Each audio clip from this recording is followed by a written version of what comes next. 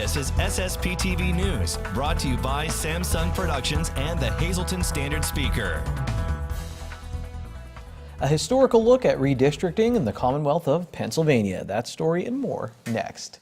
Good evening and thank you for joining us on this International Women's Day. You're watching us in HD on Service Electric Cablevision Channel 513 and in SD on Channel 13. The free Samsung Productions app lets you stream us on your TV with Apple TV and Google Chromecast. Your Thursday headlines are from SSPTV and the Hazleton Standard Speaker. The West Hazleton Police Department, with the assistance of the Pennsylvania State Police, served a search warrant today on the West Hazleton Fire Company. Borough Police Chief Brian Buglio explains. Last week we served the search warrant on all the financial records of the fire company, the fire department, the Relief Association, and today what we're doing is we're going ahead and we are serving a search warrant on the building itself and taking any financial records, computers, anything related to any kind of financial improprieties of the fire company. This investigation got started. We received a complaint that there was improprieties with the Relief Association money in regards to an Easy Pass being wrongly used, and that then snowballed into what we have here today. Right now we're looking at any kind of financial documents. They are mirroring any of the hard drives that are in there, and any of the computers that we can't image at this time, we will take back to the crime lab and then image those hard drives. The other thing I'd like to add is that in no way is public safety jeopardized here. Earlier today, the fire department still responded to a fire.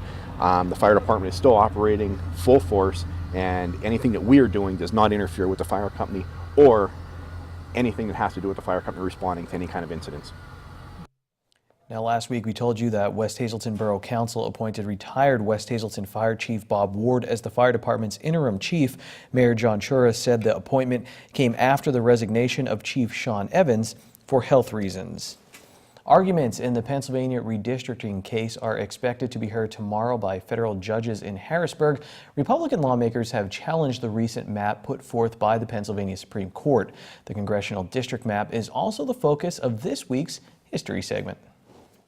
Charles McElwee is back with us for another history segment here on SSPTV News. He is Vice President on the Board of Directors for the Greater Hazleton Historical Society and Museum in downtown Hazleton. And this time you said you kind of wanted to mix a little politics with the history because history was recently made with the redistricting of the congressional districts. Right, so the Pennsylvania Supreme Court released a new map for the congressional districts that will be in place for the November election. Now, they continue to be challenged, but more likely than not, these are the lines that we will be looking at in the very highly contested November midterm elections.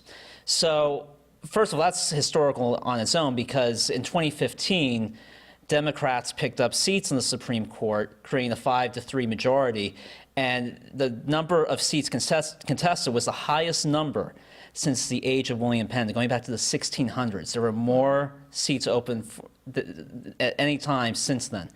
But fast forward now, and we find ourselves in an interesting place. The Greater Hazleton area is actually going to be divided between the 8th and 9th congressional districts. Traditionally, Hazleton has been in the 11th congressional district going back to the 1940s. And to give an idea of how populous not only Pennsylvania was, but Luzerne County had its own congressional district in the 40s, 50s, and 60s. So there was no, we talk about gerrymandering. No, just the actual boundaries, the lines of Luzerne County encompassed one congressional district. Now, maybe that's the way it should be again. Perhaps. Historically, the district has been represented by a Democrat, but of course today it's represented by Congressman Lou Barletta, who is running for U.S. Senate against Bob Casey. But then let's shift westward, and one of the consequences we're looking at next Tuesday with the 18th congressional district outside Pittsburgh, highly contested race between Connor Lamb, who's from a very storied political dynasty for Democrats in Pennsylvania. His grandfather was the majority leader of the Senate in the 70s. And he's taking on Rick Saccone, the state representative, who is really running on the Trump agenda. And that's a special election in the 18th district. Correct. That's a special election, and they're actually keeping the lines of the current 18th congressional districts. But that district is interesting. It does have statewide and national repercussions. In 1972, that district was represented by John Hines, who was really an endangered species today, a moderate Republican who represented principally the Democratic majority district. And he was, of course, from the Heinz family, their food empire.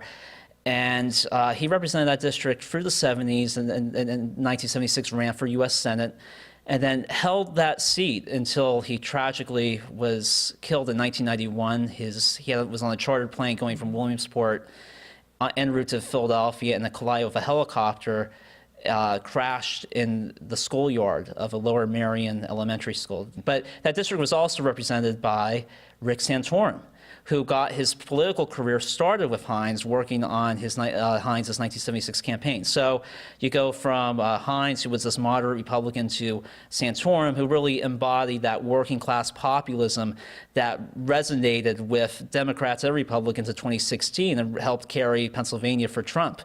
Very interesting. So for the first time, we're in a new congressional district in this area, and we will have a new congressman because Congressman Lou Barletta is running for Senate. So we'll have to wait and see how all of these play out. But Charles is here each and every week to bring us more great history. Thank you, Lisa and Charles. Well, it's a week later than planned, but the first Friday festivities that were canceled last Friday will take place this Friday in downtown Hazleton. Get the entire schedule at downtownhazleton.org. So the SSPTV news team ate a Frankie's cold pizza for a good cause today. You'll find out about that tomorrow. But tonight, here's a chance to win a free box. Call now to enter to win a box of 12 slices of Frankie's cold pizza with their signature sauce and cheese blend, baked fresh with no preservatives. Call 570-459-9813, extension 104. We need your full name and phone number. The winner will be drawn at random. Remember, you can only win once every 30 days on SSP TV. Coming up, meet our Volunteer of the Week and two Tamaqua area athletes vying for state championships. And up next, Lisa Sugart has the details on a free Easter egg hunt in the city of Hazleton. This is SSP TV News, your place for 24 hours of your hometown news and information.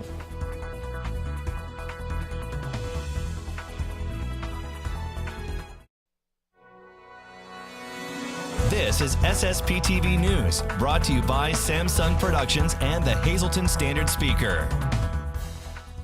A fabulous free Easter egg hunt is taking place on Sunday, March 18th at Memorial Park in Hazleton, and I have one of the organizers here with me today. It is Donna Delahanty, and she is a board member with Hazleton Unico, one of the groups sponsoring it, along with the Hazleton Fire Department and Mayor Jeff Cassatt's Hazleton Revitalization Fund. This sounds like a lot of fun. Oh, it's going to be fun, and it's going to be big. Tonight we're celebrating stuffing the eggs, 1,500 eggs. We have grand prizes of a bike. We have several hundred prizes, and not just candy, prizes. The community has just given us so much support. What ages is this for? It's for all ages. If the child cannot walk, the parent can assist, but we prefer the child walks on his own. I would say up to preteen. We're not going to negotiate if somebody comes in, want to have a good time. Our Easter Bunny is coming via the fire truck. Ooh, nice. In the bucket. So let's pray for no wind. I know this has been held in the past, but this is the first time for this effort with the three organizations involved. Why did the three groups want to get together and do this? Well, I think the three groups at one point did it separately, and Unico always does a free event for each holiday, Easter and Christmas. And they approached us, and we were happy. It's nice to have additional help, actually. And it got bigger and greater. Last year, Unico did something separately, and then, Unico partnered with Hazleton Township for the Christmas in the park. So all of our events are growing, and we're very happy. Unico always does something for the community, and it's usually free. So now, games, prizes, and if it rains or snows, which we're hoping it doesn't, you do have a backup plan. We do. It's going to be at the HIP Center, the former MPP, I believe it's the gym. And we're hoping, if it's cold, we're still going to be outside because the park really lends itself to hiding eggs. But if not, we'll be at the HIP Center, and the bunny will arrive there. Now, you're hoping that the children who are interested in coming, that their parents will register them. So what do they have to do that?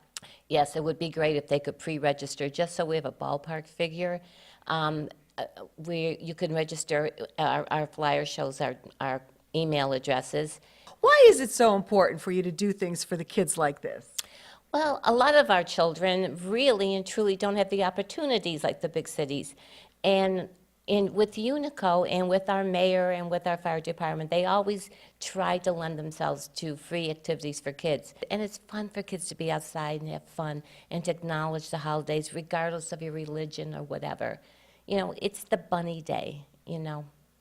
Well, it's going to be a fun bunny day, and it's going to be a great event. Again, it is happening on Sunday, March 18th from 1 till 3 p.m. at Memorial Park in Hazleton. However, if the weather doesn't cooperate, it will be at the Hazleton One Community Center, the HIP Center.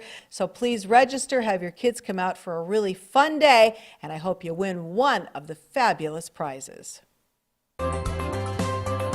Time now for weather on SSPTV News.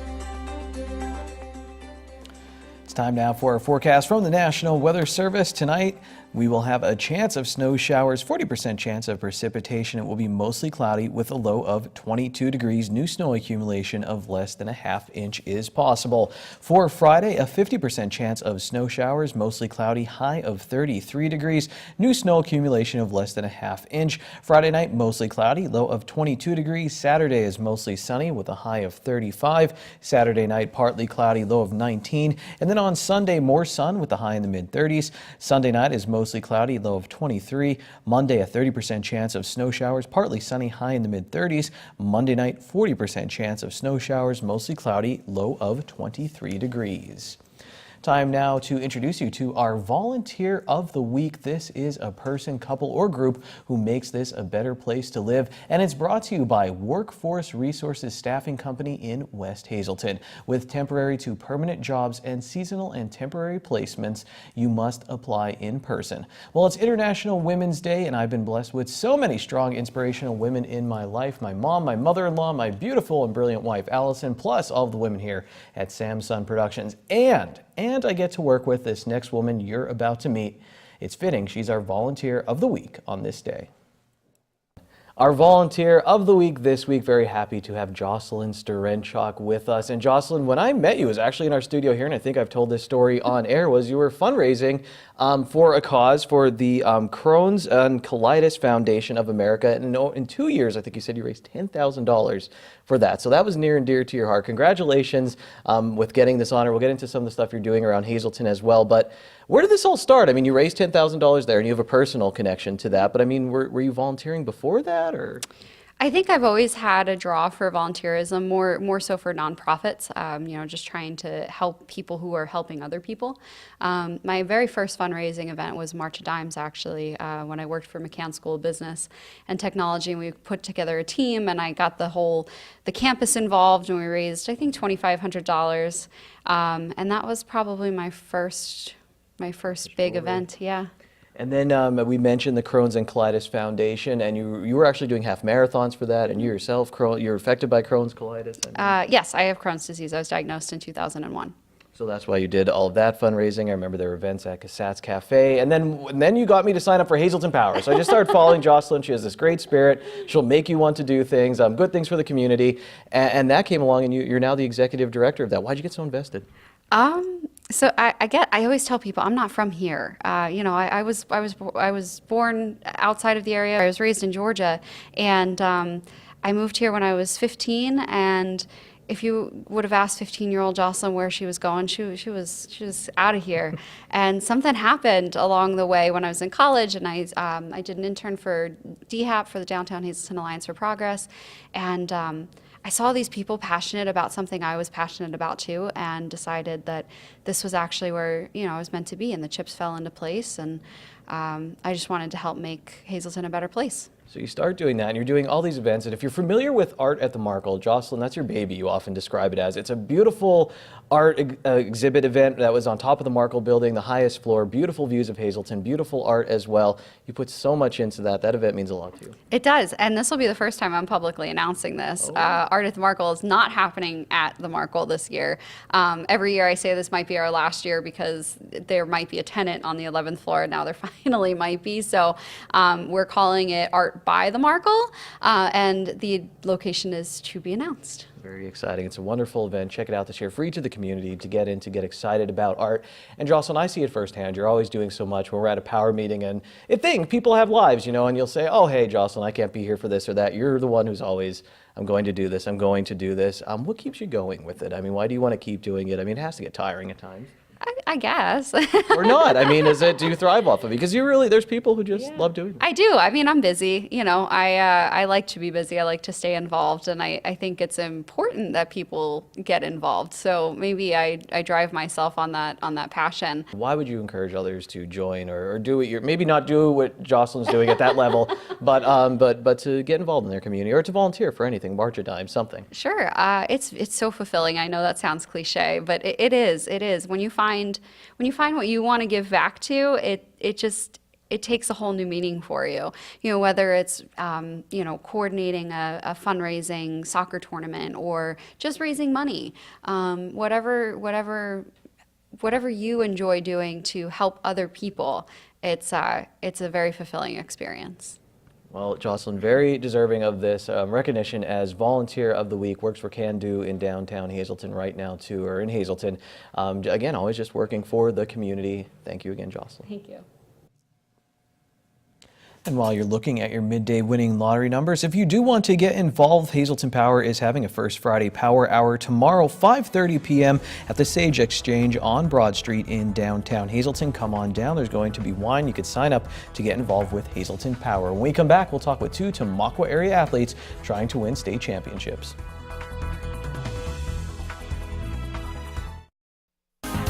Time now for sports on SSPTV News. Here with two Tamaqua area athletes who will be competing at state championships. Bronson Strauss in wrestling, Lexi Kerstetter in swimming. Should you guys be practicing? Like, what is it like now? You made it to state. Does it calm down a little bit, or are you jumping in the pool later? It's not easy. I mean, you increase the yardage, you drop the time. It's not easy at all. So the work is still going on now. It's not just like, I could just coast in the States. Oh no, you keep going, you want to place at states. And Bronson, how about you, man? You hitting the wrestling room in a little bit, or? Yeah, it's more quieter, practicing with my coaches and finding other people to wrestle with from other schools because there's really no one else to wrestle with. I want to talk about this though, Bronson. How familiar are you with the sport of swimming? I mean, do you know how it's scored? I mean, did you ever go to a meet or anything? No. No? Are you a good swimmer? Not really. Do you remember when you learned how to swim? My Uncle Eddie threw me in the pool, and that's how I learned. Do you remember how you learned? My dad threw me in the pool. How'd you do when you got tossed in? Good. I like doggy paddle. Now, Lexi, what do you know about wrestling? I mean, do you know some of the moves or how it's scored? Not much. I just know you try to get on top of the other person, I guess, and take them down. It's a good strategy, right? Yeah. That could work. Well, we're all learning things here today. Bronson, I want to come over to you. You're a sophomore. You barely missed states last year, making it this year. I want to talk about your road to getting to states. I mean, were you excited to get that far last year, or was it kind of frustration of, oh, I was so close, I could have made it? Frustration and had to work harder. When you say work harder, what did you have to do? I mean, after you getting the experience and seeing at regionals what it really took, what did you really work on? My shots more and getting ahead in the first period and lowering down my carbs because I'm a diabetic too.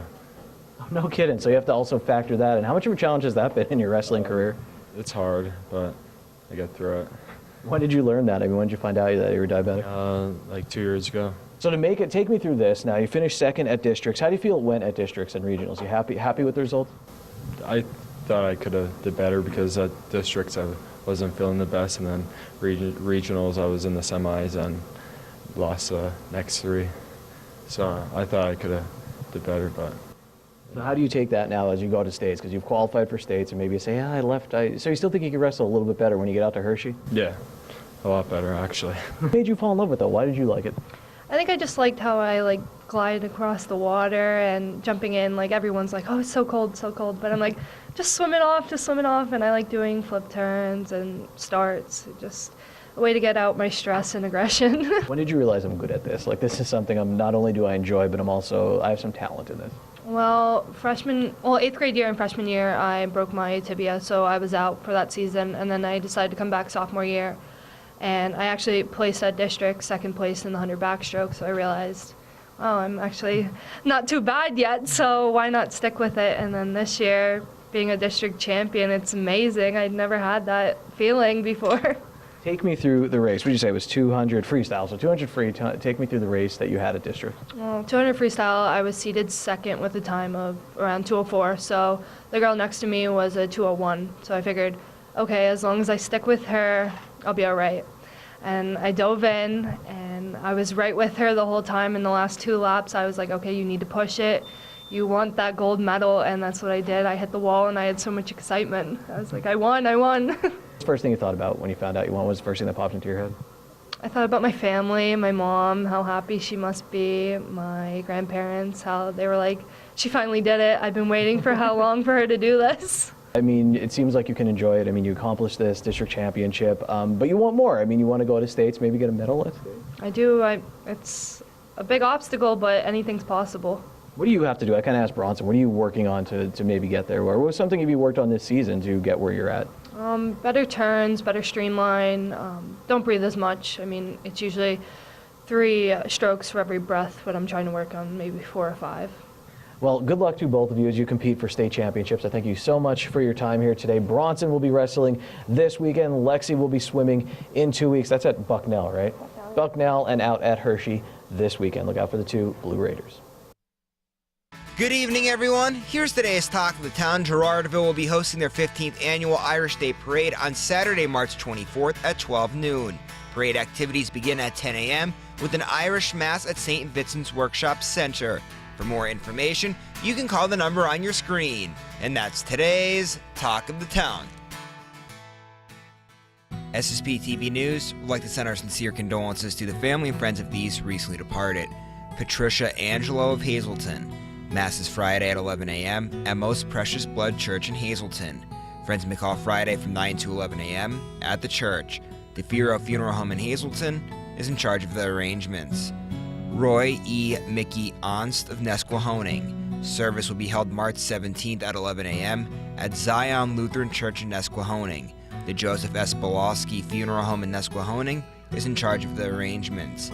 Mary L. Dutzer of Zion Grove. Services will be private under the Damiano Funeral Home in McAdoo. Betty J. Herring of Weatherly. Funeral is Tuesday at 11 a.m. at the Damiano Funeral Home in McAdoo. Friends may call Tuesday from 10 to 11 a.m. at the funeral home. Jonathan M. Meyer of Oneida. Funeral is Monday at 10:30 a.m. at the Orovitz Funeral Home in Shenandoah. Friends may call Monday from 9 to 10:30 a.m. at the funeral home. And William R. Podence of Exton. Mass is Tuesday at 10:30 a.m. at Saints Philip and James Catholic Church in Exton. Friends may call Tuesday from 9:30 to 10:15 a.m. at the church.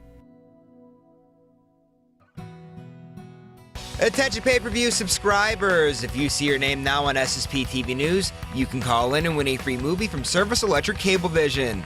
Today's winner is Donna Cora of Hazleton.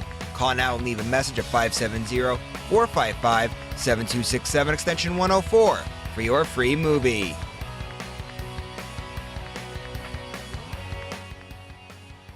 Tomorrow, the SSPTV News team will take the San Filippo Challenge. We'll tell you all about that. Plus, Ron Marchetti comes in to recap the sports week. If you missed anything from this week so far, go to our Facebook page or ssptv.com. Let's wrap things up on Friday. I'll see you then. Take it easy, everyone.